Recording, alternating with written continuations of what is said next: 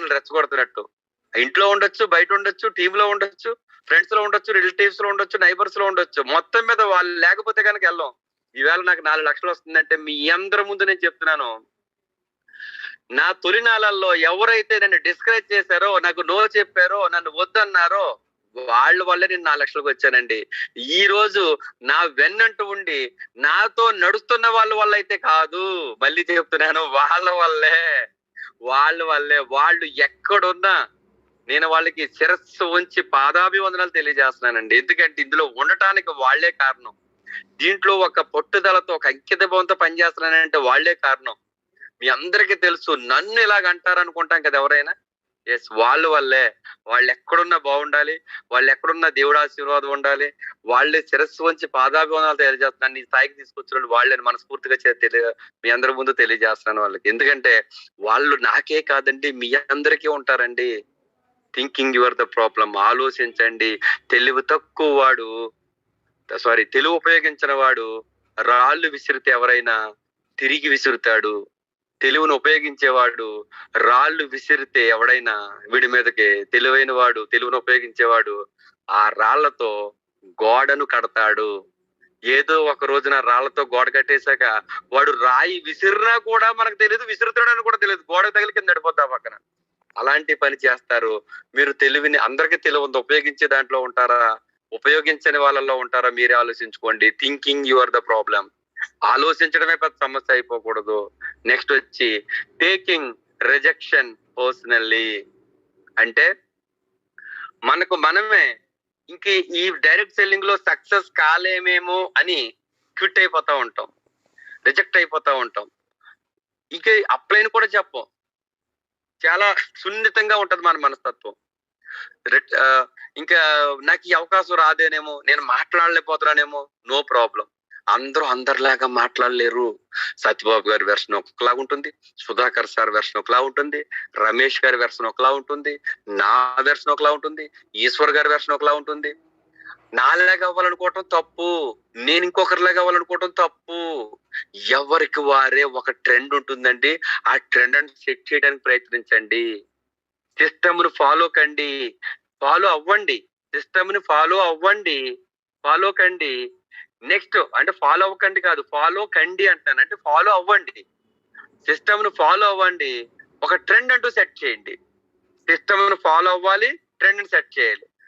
ఈ విధంగా మీకంటూ ఒక లాంగ్వేజ్, ఒక చూడండి, కొంతమంది పాటలు పాడతారు, చాలా ఫ్రీగా పాడేస్తారు, ఆ ట్రెండ్ సృష్టిస్తారు. అలాగని గానం, పాటల్లో ఏంటది పల్లవి, ఇంకోటి చరణం, అవి మిస్ అవుతుందా?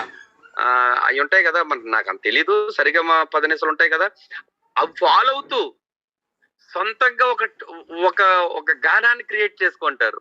భలే ఉంటదండి. ఈ మధ్య ధమాకా సినిమాలో ఒక పాట చూసా. అందులో ఒక అమ్మాయి ఏం పాడుతుందా, ఆ వ్యంగ్యం, ఆ వంకర్ను కూడా చక్కగా మేళవించి ఫ్రీగా ఈజీగా పాడేసింది. అప్పుడు అర్థమైంది సంగీతానికి ఉన్నటువంటి గొప్పతనంలో ఉన్నటువంటి సరిగమ పద్ధతిని కానీ, పల్లవుని కానీ, చరణాలు కానీ, వాటిని ఏమి ఇష్టమనివ్వకుండా ఆమె గొంతుకి, ఆవిడ యొక్క రిథమ్ కి సరదాగా ఫ్రీగా సచిన్ టెండూల్కర్ బ్యాట్ తో క్రికెట్ ఆడినట్టుగా గానంతో గాత్రం చేసేసింది. అప్పుడు అర్థమైంది అనమాట, ఈ ప్రతి వ్యక్తి ఒక ట్రెండ్ సృష్టించే వ్యక్తిలా ఉండాలి. సిస్టమ్ ను ఫాలో కావాలి, ట్రెండ్ సృష్టించాలి, ట్రెండ్ ని సెట్ చేయాలి. ఆ విధంగా మీకంటూ ఒకటి ఉంటుందండి, దాన్ని ఫాలో కండి అని చెప్తున్నాను, దాన్ని ఫాలో అవ్వండి అని చెప్తున్నాను. Note this point. అంతే తప్ప ఈ అవకాశం నాకు ఇంక రాదు, సుధాకర్ సార్లా నేను మాట్లాడలేను, రాజమండ్రి సుధాకర్ సార్లా మాట్లాడలేను, తణుకు రమేష్ సార్ లాగా నేను మీటింగ్లు పెట్టలేను, లేకపోతే పలానా వ్యక్తులు నేను ఇలా చేయలేను, నాకు ఇంకెప్పటికీ అవకాశం రాదేమో, నాకు లక్షలు లేవేమో అనుకోవద్దు. మీ ఆలోచన తగ్గట్టుగా కోట్లు ఉన్నాయి, లక్షలు కాదు కోట్లు ఉన్నాయి, తీసుకునే కెపాసిటీ, ఆలోచన, ధైర్యం చేయండి. Note this point. నెక్స్ట్ వచ్చి ఇప్పటికి 4 అయ్యాయి. 5వ point, listening to dreams tailors. Listening to dreams tailors. Dreams tailors అంటే కలలు లేని వారి మాటలు నమ్మవద్దు. Listening to dreams tailors. కలలు లేని వారి మాటలు నమ్మవద్దు. మనం వెళ్ళే దారిలో ఇప్పుడు నేను ఉన్నానండి, 4 lakhs తీసుకుంటున్నాను, మరి కొత్తగా ఒక కారు కొన్నాను 24 lakhs, ఓ టొయోటా హై రైడర్, ఇందులో వెళ్తున్నాను నేను. ఈ మధ్య రీసెంట్ గా కారు బాగుందండి అని మా ఫ్యామిలీ మెంబర్స్ టీమ్ మెంబర్స్ అయ్యి అంటే, కారు బాగుంది కదా, సంవత్సరాలు తిరుగుతాయి ఈ కారులో.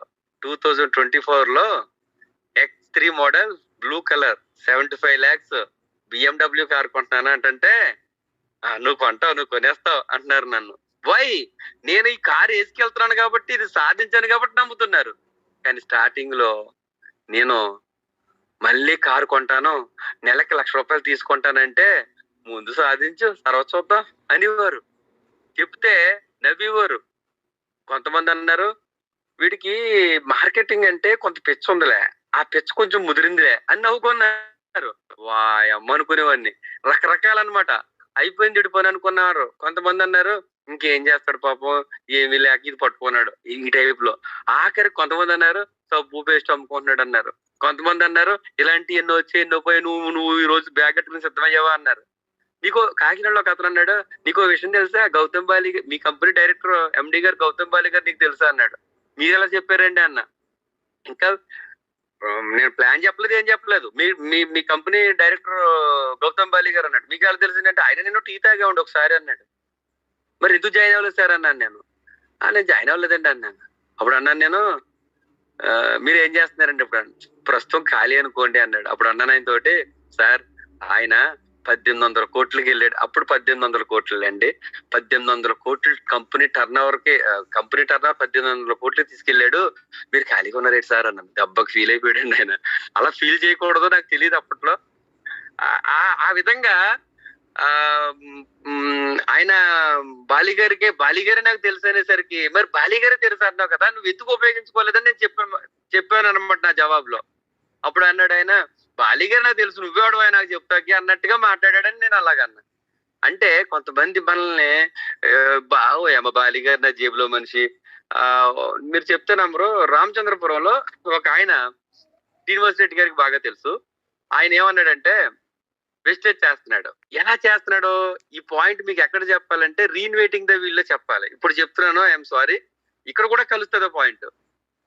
శ్రీనివాస్ రెడ్డి గారి దగ్గర ఆయన అన్నాడు, చాలా సార్లు అన్నాడు, మీ సుధాకర్ గారు పాపం చాలా మీటింగ్లు ఎక్కువ ఫోకస్ చేస్తాడు, మీటింగ్లు ఎక్కువ పెడతాడండి, అసలు ప్రొడక్ట్ అంటే అలా కాదండి, ఒక 2 రోజులు నాతో తిరగమానండి అన్నాడంట.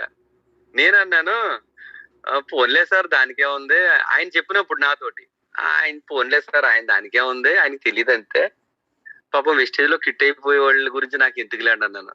అప్పుడు ఒకసారి ఆయన శ్రీనివాస్ రెడ్డి గారు అన్నారు, వెస్టేజ్ లో కిట్ అయిపోతాడు ఆయన, అదేంటి సార్ చాలా సీరియస్ గా పొరోటా అంతా కార్లు వేసుకుని అలాగా రంపచోడ వరకు వేసుకెళ్ళి అలా పొద్దున్న 1,00,000 అట్టుకెళ్తే 1,00,000 అమ్ముకొచ్చేస్తున్నారు, వాళ్ళ ఆలోచనలు ఎలాగున్నాయి అనుకుంటున్నారు, చాలా బ్రహ్మాండంగా ఉన్నాయి, అప్పుడే నెలకు 70-80 వేలు సంపాదించేస్తున్నారు, ఎలా క్విట్ అయిపోతారు సార్ అని నాతో అన్నాడు. సార్ డైరెక్ట్ సెల్లింగ్ గురించి తెలిస్తే మీకే తెలుస్తుంది, మీకు అది తెలీదు, దాన్ని చెప్పడానికి ట్రై చేస్తాను వినండి, అప్పుడు మీకు అర్థం అవుతుంది అంటే, అలా ఒక అరగంట కూర్చోబెట్టి చెప్తే, నిజమే సార్ మీరు అన్నట్టుగా క్విట్ అయిపోతారని అనిపిస్తుంది అన్నట్టు తప్ప క్విట్ అయిపోతారు అనలేదు అప్పుడు కూడా. కానీ ఒక 6 months 7 months 8 months అయిన తర్వాత ఆయన క్విట్ అయిపోయాడండి. క్విట్ అయిపోయిన తర్వాత ఫోన్ చేసి, గురువు గారు అన్నాడు. అదేంటి సార్ అన్న. ఆయన మానేశాడు సార్. ఏమండి అంటే, అబ్బాబే కంపెనీ అంటే అలా కాదండి, 2 లెక్కల ప్లానే కరెక్ట్ అండి అంటున్నాడు సార్ అన్నాడు. నేను ముందే చెప్పాను కదా, ప్రొడక్ట్ అమ్మేవాడు ఎప్పుడు ఇక్కడ సక్సెస్ అవ్వడు, you build people then people was build business. కళలు లేని వాళ్ళు ఇప్పుడు అలాగే ఉంటారండి. డైరెక్ట్ సెల్లింగ్ ఒక లాంగ్వేజ్ అంటే, ఆ లాంగ్వేజ్ వచ్చినోడు ఇందులో ఉండగలడు, ఆ లాంగ్వేజ్ రానోడు ఇందులో ఉండలేడండి అన్న. నేను ముందే చెప్పించాను ఆయనకి. అప్పటి నుంచి శ్రీనివాస్ రెడ్డి గారు, నిజమే సార్ మీరు అన్నదే జరిగింది సార్, ఆయనేమో నాకు నేర్పుతారన్నాడు. చూడండి ఎంత విచిత్రం. ఈవేళ ఆయన అసలు డైరెక్ట్ సెల్లింగ్ ఇండస్ట్రీలో లేడు, అలా 3-4 కంపెనీలు మారి ఈవేళ ఖాళీగా ఏదో బస్ టికెట్లు అమ్ముకున్నట్టు తెలిసింది. ఇప్పుడు నేను 4 lakhs వచ్చాను. ఇప్పుడు చెప్పండి ఫ్రెండ్స్, ఆయన కళలు లేవు. ఇప్పుడు ఆయన నాకు రాదు వెస్టేజ్ అన్నాడు, ఈవేళ నేనున్నాను, ఆయన లేడు. ఇలాంటి వాళ్ళందరూ మనకు తగులుతారండి. అలాగని వాళ్ళనే చూడకూడదు, మన పని మనదే, మన ఆలోచనలు మనవే. ఈ విధంగా మనం ఉండాలి వెస్టేజ్ లో. Note this point, listening to dream Steelers. కళలు లేని వారి మాటలు వినకూడదు. వెస్టేజ్ లో ఉన్నవాడే మాట అన్నాడంటే, సుధాకర్ గారిని ఒక 2 రోజులు నాతో తిరగమని ప్రోటాల గమ్మల్ని చెప్తానన్నాడు. అది కాదురా బాబు అన్నా కూడా అలా వెస్టేజ్లో తగిలారంటే మరి బయట తగలరా? తగులుతారు కదా. కాబట్టి వాళ్ళు మార్చే ప్రయత్నం చేయాలి. ఆయనే నా టీం అయితే మారుతున్నాం. బ్యాడ్ లక్ ఏంటంటే మన టీం కాదు, వేరే లైన్ అన్నమాట, వేరే ఛానల్ అన్నమాట. అందుకనే వాళ్ళకి మనం చెప్పే అవకాశం మనకు లేదన్నమాట. అలా ఇకపోతే